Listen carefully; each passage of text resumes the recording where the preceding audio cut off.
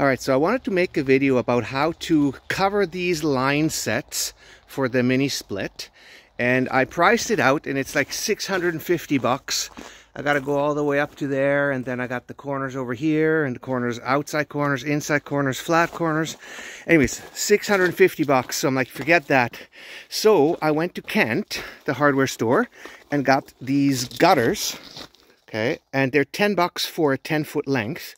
And for the top, I used some aluminum flashing and riveted it. Here's the back. It was kind of like brown on one side and white on the other side.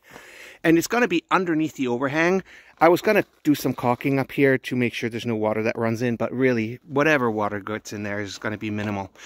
Then for the fastening, I didn't want it to be super obvious. So what I ended up doing is I took a piece of plexiglass that was as wide as the gutter was. I think it's 3 3/4 wide, and put 2 holes in here, one over there, and I aligned the side with the laser level that way.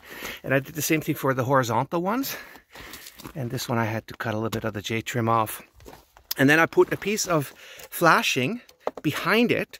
So now the gutter, the inside of this gutter, will slide right over top of the plexiglass, and then I can wrap this tin over top and cut it to like this far or something, and then put a rivet at the bottom and one at the top, and I think that should work. I'll install it and I'll bring you back when it's done. Okay, so this one's installed and it looks okay. I mean, it doesn't look as nice as with the Lineset covers. Here's the little rivets of the tabs on that side and over here. And for the miter, I just basically welded it with a soldering iron. It looks like crap because that's the first one I did. I'm sure by the time I'm done with this, they look a lot nicer. But it worked okay. It's pretty stable. And I think it looks okay if I go all the way back here.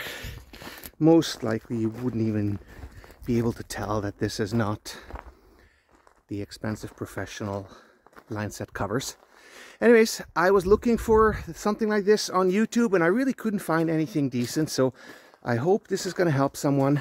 Oh yeah, I forgot to mention, so for the Lineset, I just kind of cut it out here, and for this little hose, and I find the easiest to do it with is an angle grinder with a metal cutoff bit, because it basically pulverizes it.